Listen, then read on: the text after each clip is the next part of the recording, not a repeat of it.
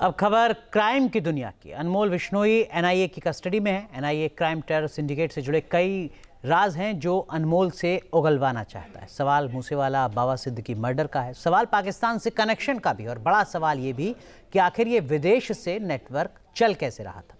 इसके देश और दुनिया में कितने हैंडलर्स हैं।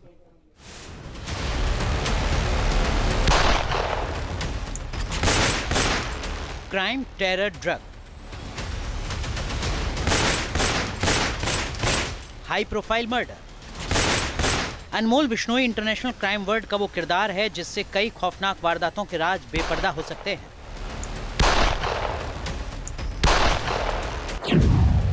ये क्राइम की दुनिया का खूंखार खिलाड़ी है।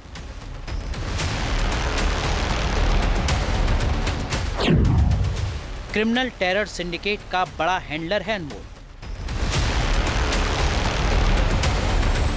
अमेरिका से भारत लाया गया गैंगस्टर अनमोल बिश्नोई एनआईए की रिमांड पर है। एनआईए के मुताबिक अमेरिका में बैठकर अनमोल देश में आतंकी सिंडिकेट चला रहा था। अनमोल फर्जी पासपोर्ट के साथ देश से फरार हो गया था। एनआईए के मुताबिक अनमोल विदेश में बैठकर टेरर फंडिंग करता था, टारगेट किलिंग की साजिश रचता था, हाई प्रोफाइल लोगों पर हमले का प्लान करता था और सोशल मीडिया के जरिए दहशत और पब्लिसिटी करता था।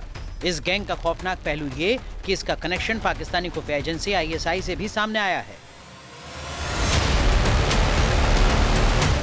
एनआईए का कहना है कि पाकिस्तान में बैठे ऑपरेटर बिश्नोई गैंग को हथियार, फंडिंग और लॉजिस्टिक का सपोर्ट कर रहे हैं। सीमा पार से ड्रोन की मदद से हथियार और विस्फोट भिजवाने में इस गैंग की भूमिका थी। अनमोल बिश्नोई न सिर्फ इंटरनल सिक्योरिटी बल्कि एक्सटर्नल सिक्योरिटी यानी पाकिस्तान को लेकर भी बेहद अहम कड़ी है, क्योंकि 556 किलोमीटर की कुल सीमा है जो भारत और पंजाब में पाकिस्तान के बीच में लगती है, जिसमें लगभग 450 के आसपास गांव आते हैं। इन गांवों में क्या ड्रोन के जरिए सप्लाई की जा सकती थी, पहले ड्रग्स की और उसके बाद तस्करी, छोटे हथियारों की भी। और क्या इसके पीछे भी अनमोल बिश्नोई, उसका भाई लॉरेंस बिश्नोई और पूरा बिश्नोई गैंग शामिल था। एनसीपी नेता बाबा सिद्दीकी का मर्डर, सिंगर सिद्धू मूसेवाला का मर्डर, सलमान खान के घर पर फायरिंग, ये कुछ हाई प्रोफाइल केस हैं जिसका सीधा कनेक्शन अनमोल बिश्नोई से है। एनआईए की पूछताछ में इन हाई प्रोफाइल मामलों में अहम खुलासे हो सकते हैं। एक खौफ का साम्राज्य कायम किया है बिश्नोई बंधुओं ने। पंजाब से हरियाणा तक जबरन वसूली का जाल, कनाडा, अमेरिका, दुबई, नेपाल तक क्राइम का नेटवर्क। अनमोल से पूछताछ में कुछ बेहद अहम खुलासे होने वाले हैं। एक्सपर्ट्स का कहना है कि बिश्नोई से पूछताछ में एनआईए की तरफ से कई अहम सवाल पूछे जा सकते हैं। मसलन अमेरिका में रहते हुए गैंग का ऑपरेशन कैसे चलता था, क्या पाकिस्तान और यूएई के गैंग से संबंध थे, गैंग के सदस्यों से कैसे संपर्क में रहते थे, लॉरेंस बिश्नोई गैंग में बड़े हैंडलर कौन है, लॉरेंस गैंग की फंडिंग का सोर्स क्या है, वसूली नेटवर्क कहां तक फैला हुआ है। इस वक्त अनमोल पर पूरे देश में 22 मामले दर्ज हैं। इसमें हत्या, टारगेट किलिंग, फिरौती, आर्म्स एक्ट समेत विभिन्न केस शामिल हैं। जिस तरीके से सलमान खान को मौत की धमकी दी गई, किस तरीके से भुगतान होता था, ये सारी चीज़ें अब एनआईए के रडार पर रहने वाली है, क्योंकि ड्रोन के ज़रिए साजिश, सोशल मीडिया के ज़रिए धमकी और क्रिप्टो के ज़रिए मैसेजिंग का इस्तेमाल।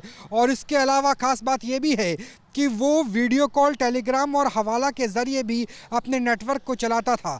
एक ख़ास बात यह भी है कि बिश्नोई गैंग अपने गुर्गों की भर्ती में तो सोशल मीडिया को रखता ही था और साथ में गुर्गों को सुपरस्टार का स्टेटस भी दिया जाता था।